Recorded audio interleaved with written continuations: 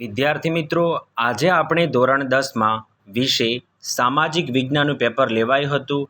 આ પેપરનું સંપૂર્ણપણે સોલ્યુશન આપણે આ વિડીયોમાં કરીશું. સૌપ્રથમ વિદ્યાર્થી મિત્રો, આ વિડીયોની લિંક તમારા મિત્ર સર્કલમાં શેર કરી લેવી. તો હવે આપણે વિભાગ એ જોઈશું. વિભાગ એમાં જોડકા જોડો. તો એક તરણેતરનો મેળો, તેમાં જવાબ આવશે બી સુરેન્દ્રનગર.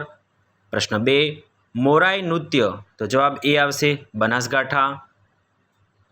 નંબર 3 ગીધ પરિયોજના, તો જવાબ આવશે ડી 2004. પ્રશ્ન 4 માનવ ઉપયોગમાં આવેલું સૌપ્રથમ ધાતુ, તો જવાબ આવશે એ ત્રાંબુ. પ્રશ્ન 5 ઉર્જાના મુખ્ય સ્ત્રોત, તો જવાબ આવશે એફ સૂર્યપ્રકાશ.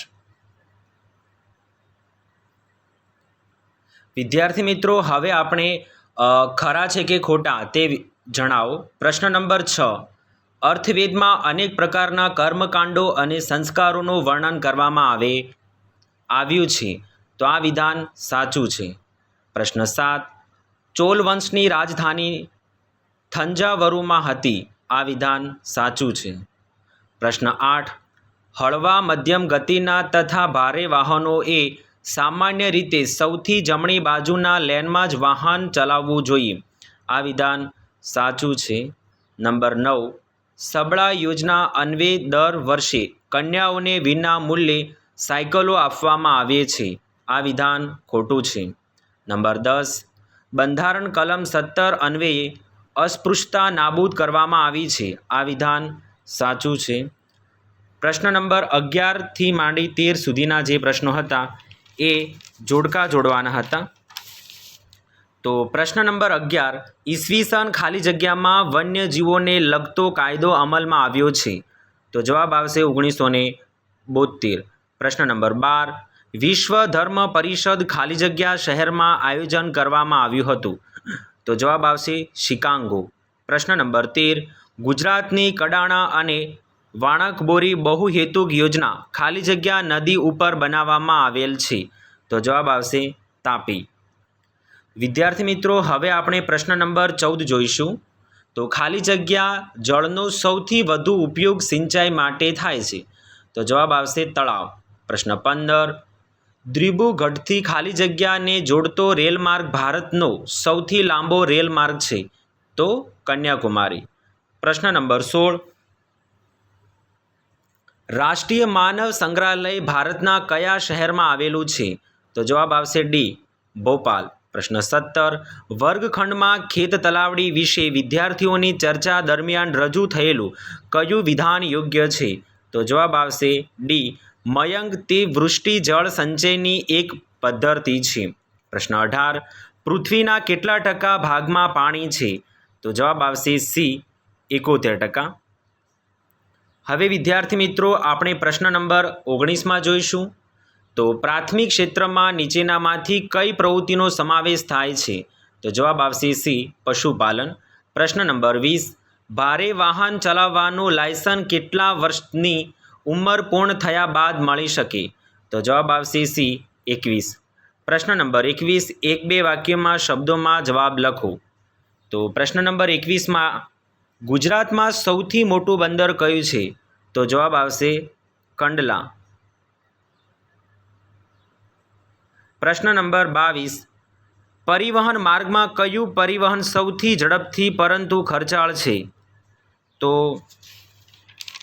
જવાબ આવશે હવાઈ.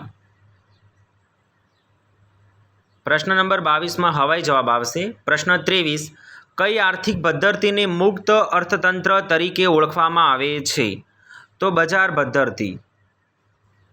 પદ્ધતિ આવશે. પ્રશ્ન નંબર 24 કયા દેશની રાષ્ટ્રીય આવક નીચે જોવા મળે છે, તો વિકાસશીલ.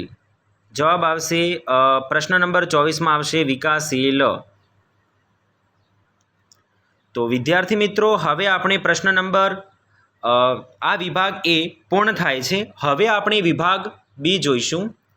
તો વિભાગ બીમાં પ્રશ્ન નંબર 25 એટલે કે 25થી 37 પ્રશ્નો હતા, એમાંથી 9 જ પ્રશ્નો લખવાના હતા. એક પ્રશ્નના 2 માર્ક હતા. તો પ્રશ્ન નંબર 25 નિગ્રીટો હબસી પ્રજાની શારીરિક લાક્ષણિકતા જણાવો. પ્રશ્ન 26. સાંસ્કૃતિક વારસો એટલે શું? તેમાં કઈ કઈ બાબતનો સમાવેશ થાય છે? પ્રશ્ન 27. અકીકકામ વિશે ટૂંક માહિતી આપો. પ્રશ્ન 28. કથક કરે સો કથક કહેવાય, વિધાન સમજાવો. પ્રશ્ન 29. કાળા પેગોડા તરીકે કયા મંદિરને ઓળખવામાં આવે છે? તેના વિશે લખો. પ્રશ્ન 30. ખજુરાહો મંદિરો વિશે ટૂંકમાં માહિતી આપો. પ્રશ્ન 31. નિર્વનીકરણ અસર જણાવો. પ્રશ્ન 32. પારિભાષિક શબ્દનો અર્થ આપો. ગેલેના 2 બાયોગેસ. પ્રશ્ન 33. લોખંડની કાચી ધાતુના પ્રકારોના નામ જણાવો. તો વિદ્યાર્થી મિત્રો, હવે આપણે પ્રશ્ન નંબર 34માં જોઈશું. મને ઓળખાવો. 1. Denim city of India. 2. Silicon valley. પ્રશ્ન 35. પર્યાવરણીય અતિક્રમણને રોકવાના ઉપાયો લખો. પ્રશ્ન 36. આતંકવાદની સામાજિક અસરો જણાવો. પ્રશ્ન 37. આતંકવાદ અને બળવાખોરી વચ્ચેનો તફાવત સમજાવો. તો હવે આપણે સેક્શન સી જોઈશું વિદ્યાર્થી મિત્રો. પ્રશ્ન નંબર 38. લોથલ વિશે ટૂંક નોટ લખો. પ્રશ્ન 39. ગુજરાતની સ્થાપત્ય કલામાં મંદિરો અને ગુજરાતની વાવો વિશે માહિતી આપો. પ્રશ્ન 40. પ્રસિદ્ધ બૌદ્ધ વિદ્વાનો સ્થિરમતી અને ગુણમતી કઈ પ્રાચીન વિદ્યાપીઠના આચાર્યો હતા? એ વિદ્યાપીઠનું વર્ણન કરો. પ્રશ્ન 41. કાળી જમીન વિશે નોંધ લખો. પ્રશ્ન 42. જમી ધોવાણ એટલે શું? જમી ધોવાણ અટકાવવાના ઉપાયો જણાવો. હવે આપણે પ્રશ્ન નંબર 43માં જઈશું. તો પ્રશ્ન 43. આર્થિક ઉદારીકરણ એટલે શું? આર્થિક ઉદારીકરણના લાભ લખો. પ્રશ્ન 44. એક ગ્રાહક તરીકે તમારી કઈ ફરજ છે તે વિશે લખો. પ્રશ્ન 45. ગ્રાહકોનું શોષણ થવાના કારણો જણાવો. પ્રશ્ન 46. ગુજરાત સરકારે મહિલા સન્માન માટે કઈ કઈ યોજનાઓ અમલમાં મૂકી છે તે જણાવો. તો વિદ્યાર્થી મિત્રો, હવે આપણે વિભાગ ડી જોઈશું, જે 20 માર્કનું હતું અને કોઈ પણ 4 જ પ્રશ્નો લખવાના હતા. પ્રશ્ન નંબર 47. રસાયણશાસ્ત્ર એક પ્રયોગાત્મક વિજ્ઞાન છે, સવિસ્તર સમજાવો. પ્રશ્ન 48. પ્રાચીન ભારતે ગણિતશાસ્ત્રમાં સાધેલી પ્રગતિ વિશે નોંધ લખો. પ્રશ્ન 49. ભારતમાં કૃષિ ક્ષેત્રે આવેલા ટેકનિકલ સુધારા જણાવો. પ્રશ્ન 50. જૈવિક ખેતી તરફનું વલણ શા માટે વધી રહ્યું છે? પ્રશ્ન 51. ગરીબી એટલે શું? ગરીબી રેખા કેવળ જીવતા લોકોના લક્ષણો જણાવો. પ્રશ્ન 52. ટૂંક નોટ લખો. વિશ્વ બજાર. પ્રશ્ન 53. દિવ્યાંગ વિદ્યાર્થીઓને સરકાર તરફથી મળતી વિશિષ્ટ સુવિધાઓ વર્ણવો. તો વિદ્યાર્થી મિત્રો, હવે આપણે નકશો જોઈશું, જે પ્રશ્ન નંબર 54માં હતો. 1. રાતી જમીન. 2. કાજીરંગા રાષ્ટ્રીય ઉદ્યાન. 3. શણ ઉત્પન્ન કરતો એક પ્રદેશ. 4. લોખંડ પોલાદ ઉદ્યોગનું કેન્દ્ર ભદ્રાવતી. તો વિદ્યાર્થી મિત્રો, આ હતું તમારું સામાજિક વિજ્ઞાનનું પેપર. દરેક વિદ્યાર્થી મિત્રોને આ પેપરનું સોલ્યુશન વિડીયો જોઈ લેવો અને તમારા મિત્ર સર્કલમાં આ વિડીયોની લિંક શેર કરી લેવી.